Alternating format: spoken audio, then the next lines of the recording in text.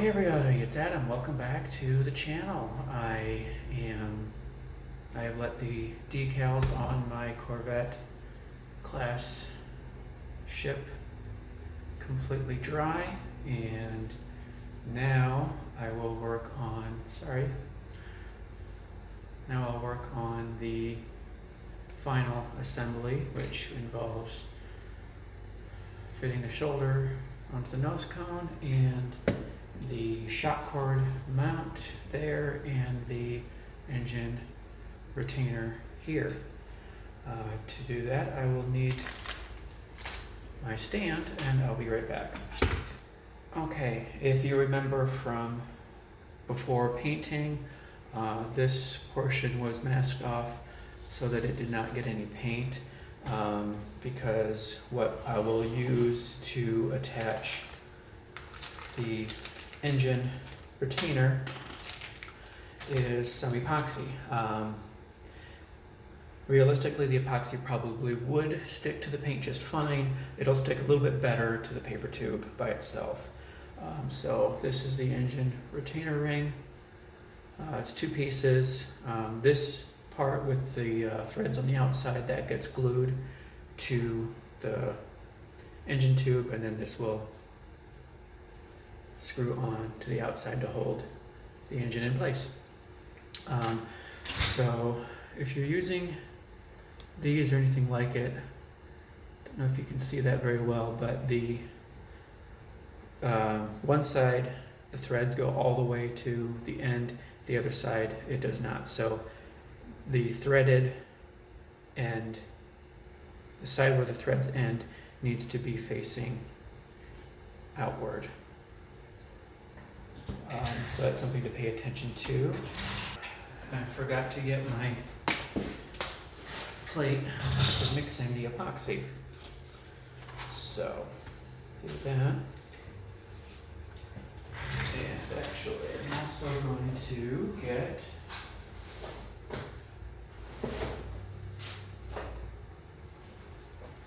I'm going to pull out a couple of gloves just in case. Now the epoxy that I'm using, it's from Gorilla Glue. It's their clear epoxy. Seems to work pretty well. It's already packaged in this double syringe setup, so that way you get an equal amount of both parts of the epoxy, because that's what makes it work. It's two parts that react together to create a chemical reaction, and it bonds together. So I will squeeze a little bit out.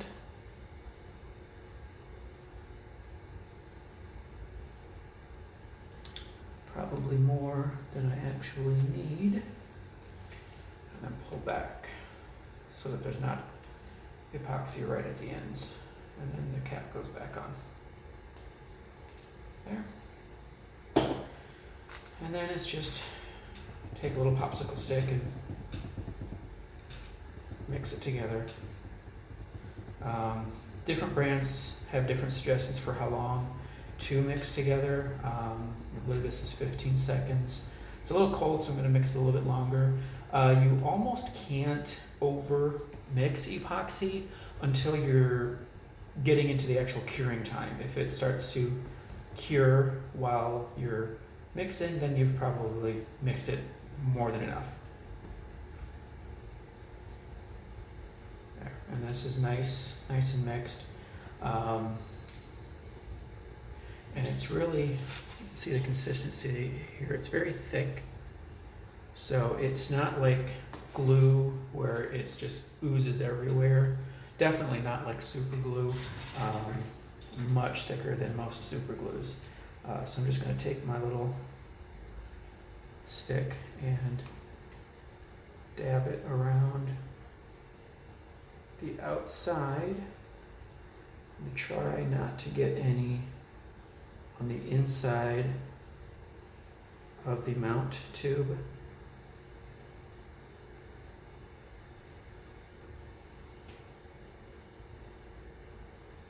Because that can interfere with how the engine goes in. And And then I will also take, for this I'm gonna put on the glove. I just don't want any of the epoxy getting onto my skin. It can be kind of irritating. This isn't too bad, but I just don't want to chance it. So I'm going to put a little bit on the inside of this ring as well. Just a little. I'm going to smear off some more from the... I'm making sure I'm keeping the threads in the correct orientation.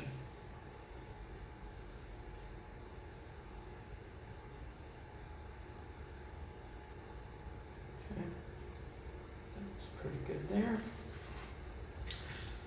And this just slides over. I'm going to give it a little bit of a twist to get some good adhesion. And then push it flush as far as it goes. Okay, and then there is some in there that kind of oozed out, so I'm going to take my gloved finger and wipe that smooth.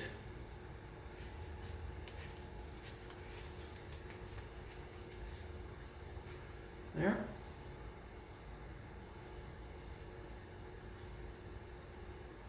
All right, looks good. All right, so while that dries, I'm not going to put this on just yet. I'm going to let that cure before I put that on. And realistically, I only need the outside part when I'm actually flying it, but just to keep them together, I'll have that on ahead of time so I don't lose it. That in there, and of course I have extra epoxy. I can't really save this for a later project because, like I said, it's a chemical reaction. I can't stop it. It'll just continue to cure. I'm just going to set it aside while it does that. And then next is the shock cord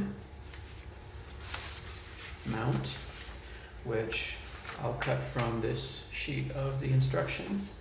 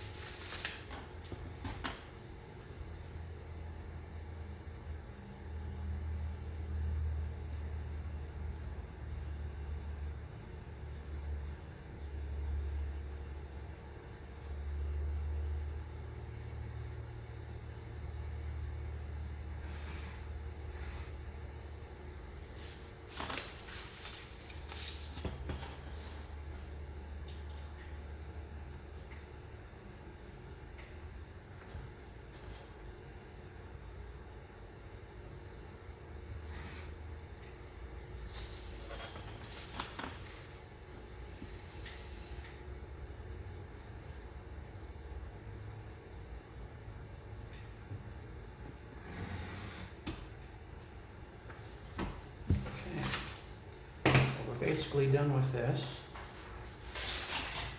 and I like to take the shock cord mount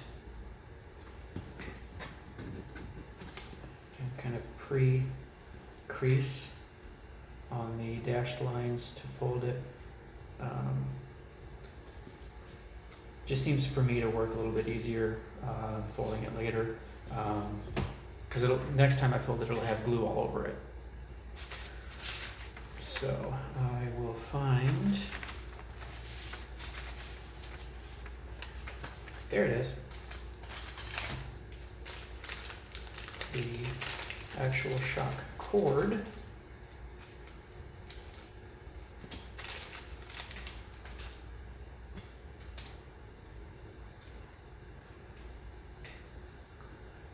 Some extra wax paper over here. Oh, you're dry, I can use you.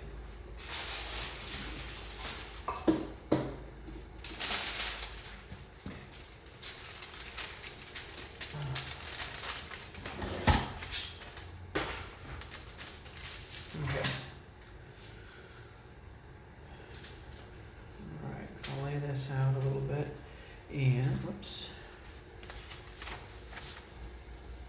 I've done this. It keeps calling me. Okay, so we have it laid out on there. Take the glue.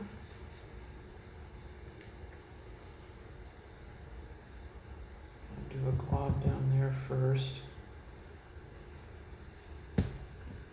Lay the end of the cord in the glue.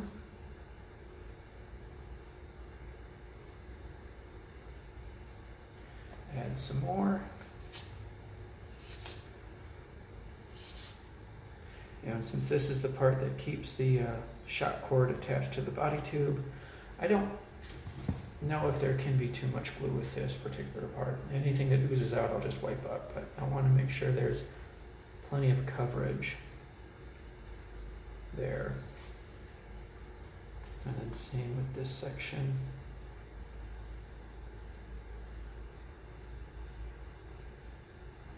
Plenty of coverage there. Then fold it over again.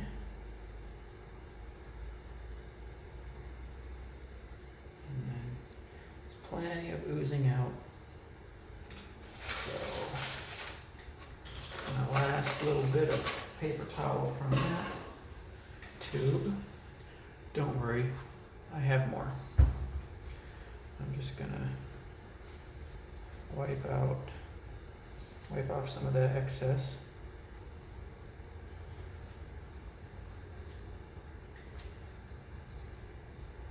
And then while this is drying, while it's still pliable, I'm going to, just with my fingers here, give it kind of a slight curved shape so that it more or less conforms a little bit easier to the actual inside of the body tube. I'm going to hold this for a little bit, let that set a little longer. Okay, that seems to be holding its shape nicely. And then another thing to take into account is how far inside the body tube to mount the shot cord mount. Since the nose cone has a shoulder to it, we want the mount to be far enough back inside that it will not interfere with pushing the shoulder in. So on here it says about 1.5 inches. Pencil's under the paper. So I'm just going to mark a little line on 1.5 inches. There. And then spin this, and hopefully you'll be able to see this as I do this.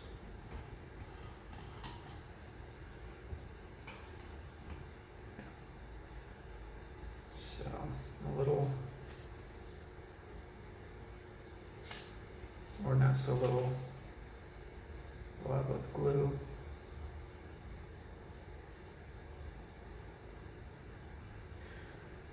And bring that around.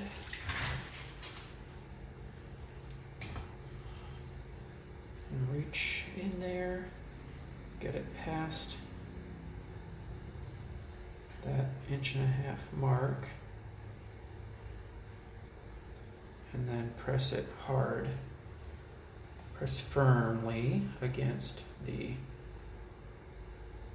side of the tube. Not so hard that you're warping the tube itself, but hard enough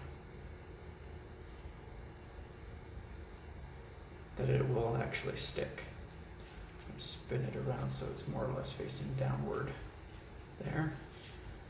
And then let that start to dry while I move along to assembling the nose cone. And I can put put this away for now. I won't need this. Wood glue doesn't stick to plastic very well, I believe I've mentioned. And for that, I need the nose cone shoulder and the rest of the nose cone. So this part here is what the shock cord and parachute will attach to, and then it will be glued in there. Easy. So to do that, I like this particular super glue, also from Gorilla. What I like about this, it's a little bit thicker consistency, so it doesn't flow as quickly as like the thin super glue I've used on other. I don't think I used it in this actual project. I don't remember. Anyway, and it's got a little brush. Whoops, that's the cap. So it's got a nozzle under there, and it's got, if you unscrew the larger part of the cap, it's got a brush built in. So you can brush the glue pretty much exactly where you want it. So I'm going to brush a little bit on the outside of this, a little bit on the inside of this, and glue them together. And it's pretty much more or less instant. So just as a side note, anytime I'm working with super glue, I have a little bottle of acetone with me. Super glue, if you've worked with it before, there's a chance if it touches your skin, it will bond almost instantly. And acetone dissolves super glue, so that way I can, still have my fingers. You want to be a little bit careful with acetone. It can also dissolve some plastics, so just something to be aware of.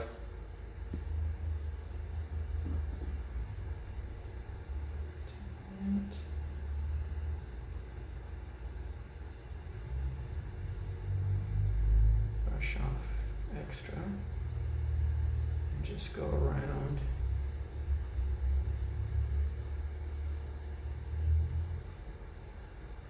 This kind of paints on similarly to, I don't know if any of you have used nail polish, but it's a very similar process of painting that on.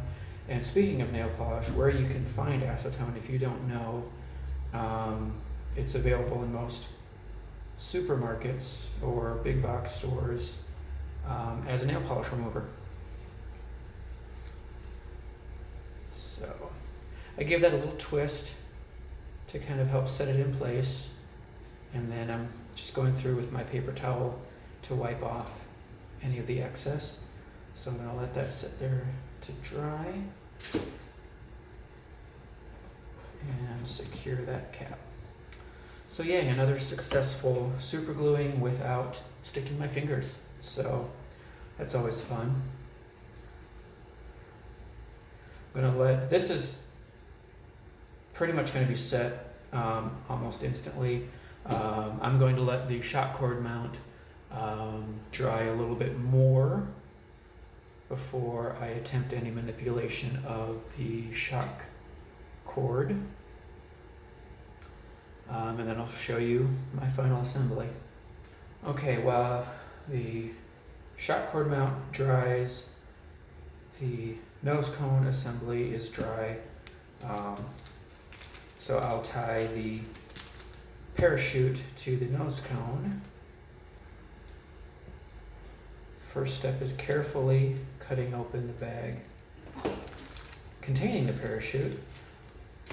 Doing my best not to cut the parachute itself, and I succeeded. Just opening up these shroud lines a little, opening up the canopy, actually. Just laying them out so I can see how the lines are oriented. Estes typically pre-assembles their parachutes. I know some kits don't, and they have you cut the holes and put the lines on. You know, I really don't have a preference either way. This is obviously an easy step to do, but the fact that Estes did it for me, fine. They even did it in a way I like. You know, it's a 6-sided parachute again, and a lot of times, especially on the older kits I remember doing, and some of the kits I've done before, with a 6-sided, what you'll see is you'll see the lines tied, one line tied to these 2 corners, and then to these 2 corners, and then to these 2 corners. And what ends up happening inevitably is at least one line has to twist over on itself together, the shroud lines together. And I never really liked that. It always increased the chances of tangling. But now I don't know if this is something they're doing with all of their kits moving forward, or if this is just how this particular one was set up.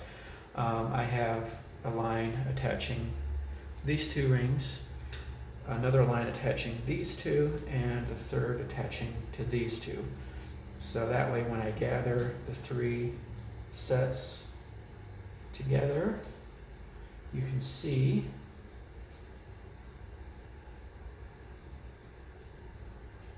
they all run the same direction. They don't cross over each other.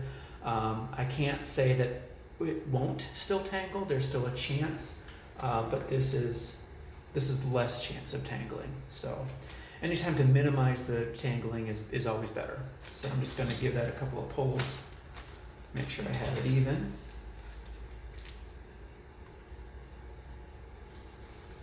Pull on that. Okay, looks pretty good.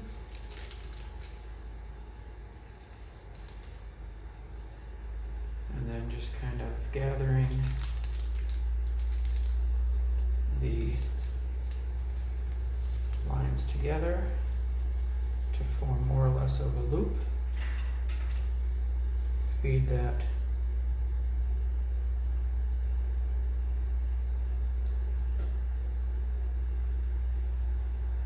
into the hook on the nose cone carefully somehow.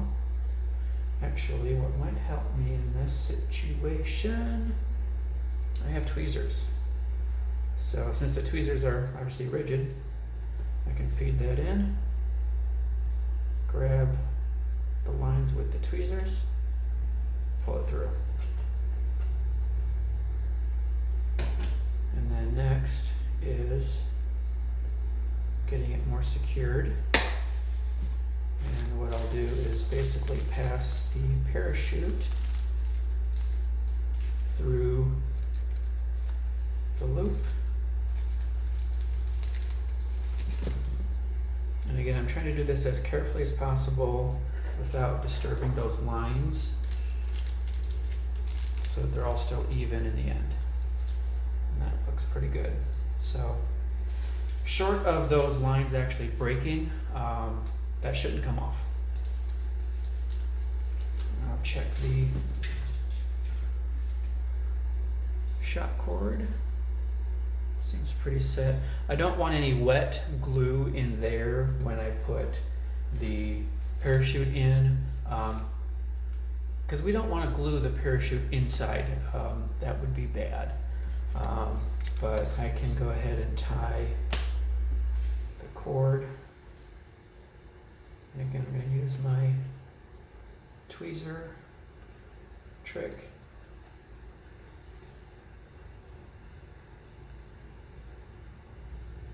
To pull that through. And then they recommend, and I agree, tying a double knot to the shock cord. Because it's basically a giant rubber band, so if you just do one, maybe it'll untie itself. If you have two, that's less of a chance of it untying itself. So, yeah, we really want the nose cone to stay attached to the body. That way the whole thing comes down slowly and not just the nose cone. And then body might just plummet. We don't want that. So to pack the parachute, there's many ways to do it. Realistically, in the end, as long as the parachute opens before the rocket hits the ground, you probably did it right. I'm just going to bring the lines to a point and then fold the point of the canopy down and kind of roll the sides in.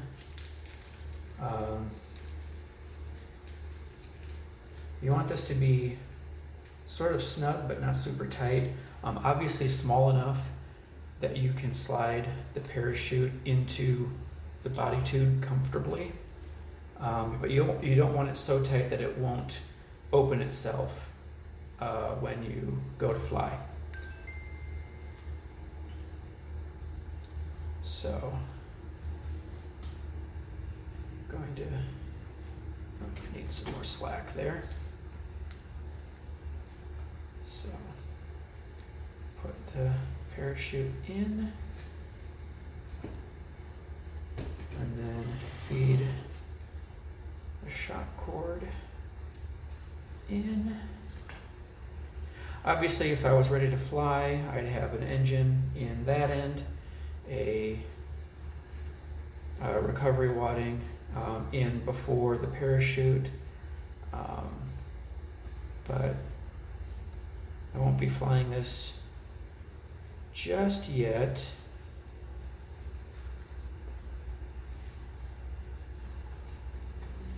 Still a little soon. I want to make sure all of that epoxy is fully cured and everything. And besides the fact that the weather has not been cooperating lately, and where I am, we're getting further and further along into fall, close to winter, and